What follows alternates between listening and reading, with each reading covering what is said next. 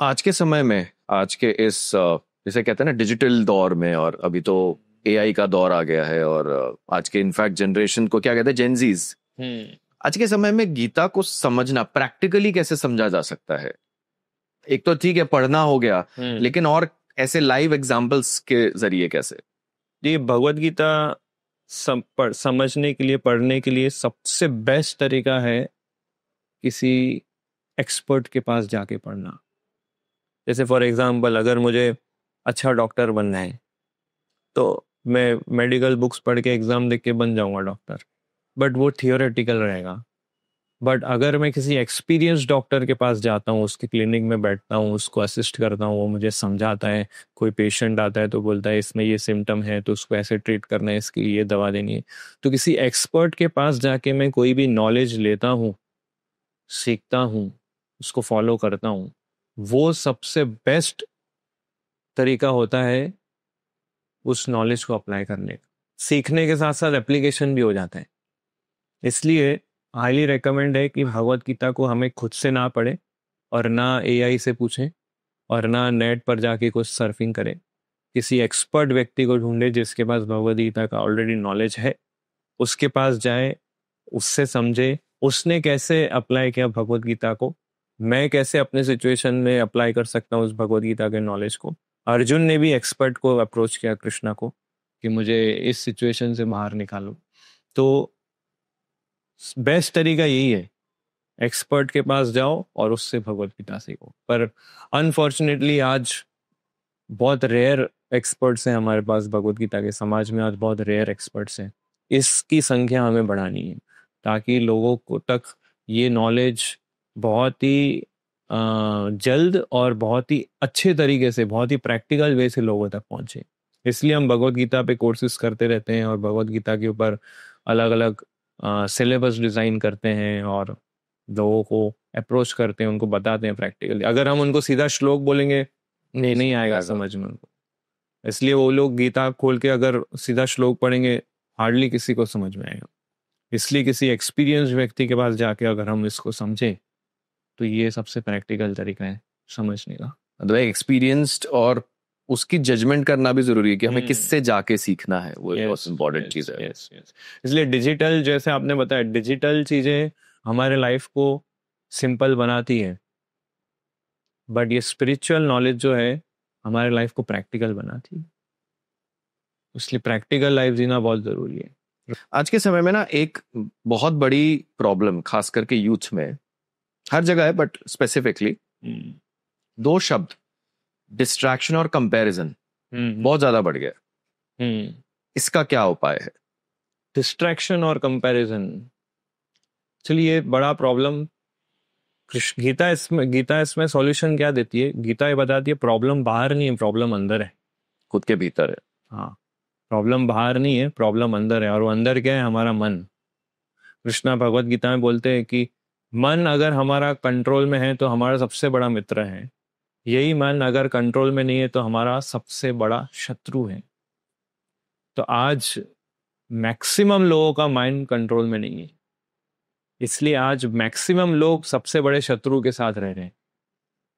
सबसे बड़ा शत्रु क्या है? हमारा माइंड, अनकंट्रोल्ड माइंड। ये सबसे बड़ी प्रॉब्लम है। तो क्योंकि माइंड अनकंट्रोल्ड है, हम सबसे बड़े शत्रु के साथ रह रहे हैं, तो फिर कंपैरिजन, डिस्ट्रैक्शन तो उसके सब चेले हैं अनकंट्रोल्ड माइंड के। तो कितने सारे प्रॉब्लम्स है, सबका रूट कॉज है अनकंट्रोल्ड माइंड, जो हमारा सबसे बड़ा शत्रु है। कंपैरिजन करते हैं जब हम दूसरों को देखते हैं, डिस्ट्रैक्शन आता है जब हम चीजों को देखते हैं। तो दोनों एक्सटर्नल है। कृष्णा बोलते हैं एक्सटर्नल प्रॉब्लम नहीं, इंटरनल प्रॉब्लम है। अंदर अंदर की समस्याओं को सॉल्व करो। बाहर की समस्याओं को सॉल्व करने जाओगे तो कुछ लाभ नहीं होगा। आप लोगों को चेंज नहीं कर सकते। हाँ, हम एक्सटर्नल सिचुएशंस को चेंज नहीं कर सकते, हम लोग दूसरे लोगों को चेंज नहीं कर सकते। इसलिए आप देखो, अर्जुन कृष्णा को क्या रिक्वेस्ट कर रहा था? कृष्णा, मुझे ये फाइट नहीं लड़ना है। मैं जंगल चले जाता हूँ, आप ये युद्ध, आप तो 2 मिनट में, आप तो भगवान है, आप तो 2 मिनट में सब कुछ चेंज कर सकते हो ना। मैं जंगल चले जाता हूँ, मुझे ये सब खून खराबा ये सब में नहीं पड़ना है, मैं साधु बन के रहूंगा। कृष्णा चाहते तो सिचुएशन चेंज कर सकते थे, कृष्णा चाहते तो कौरवस के माइंड को भी चेंज कर सकते थे। तो परम भगवान है, कृष्णा ने ना लोगों को चेंज किया, कृष्णा ने ना सिचुएशन चेंज की। कृष्णा ने क्या बोला, भगवद गीता सुनो और खुद को चेंज करो। हमारी सबसे बड़ी प्रॉब्लम क्या है कि हम खुद को चेंज नहीं करना चाहते हैं, हम दूसरे लोगों को चेंज करना चाहते हैं और सिचुएशन को चेंज करना चाहते हैं। तो comparison, distraction, competition, envy, jealousy, pride, ये सब दूसरों को हम कंट्रोल करना चाहते हैं, इसलिए होता है। हमें खुद को कंट्रोल करना है, हमें खुद को चेंज करना है। ये भगवत गीता का बेसिक प्रिंसिपल है। अगर हम खुद पे फोकस करें कि मुझे कैसे इम्प्रूव होना है, मुझे कैसे चेंज होना है, मुझे अपने माइंड को कैसे ठीक करना है, मुझे अपने माइंड को कैसे कंट्रोल और रेगुलेट करना है और अपलिफ्ट करना है, तो ये सारे प्रॉब्लम्स एक शॉट में खत्म हो जाते हैं। सारे प्रॉब्लम्स एक मतलब हमारा नया लाइफ शुरू होता है।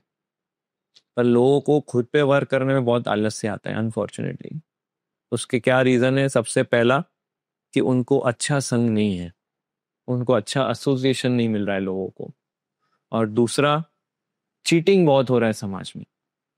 सही गलत चीज़ें सही तरीके से बता के बेचा जा रहा है और बोल रहे हैं कि ये बहुत अच्छी चीज़ है। तो ये दो चीज़ें सबसे बड़े ऑब्स्टेकल हैं जिसकी वजह से लोगों को ये शुद्ध संदेश नहीं मिल रहा है।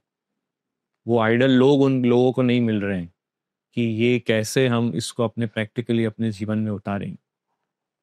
इसलिए अगर हम खुद पे फोकस करें, जैसे कृष्णा ने अर्जुन की सिचुएशन को चेंज नहीं की, कृष्णा ने अर्जुन को भगवत गीता का नॉलेज देके अर्जुन को चेंज किया। तो जब व्यक्ति खुद को चेंज करता है तभी वो विजय प्राप्त कर सकता है। अगर वो जितना लोगों को और सिचुएशन को चेंज करेगा उतना ज्यादा स्ट्रेस में रहेगा।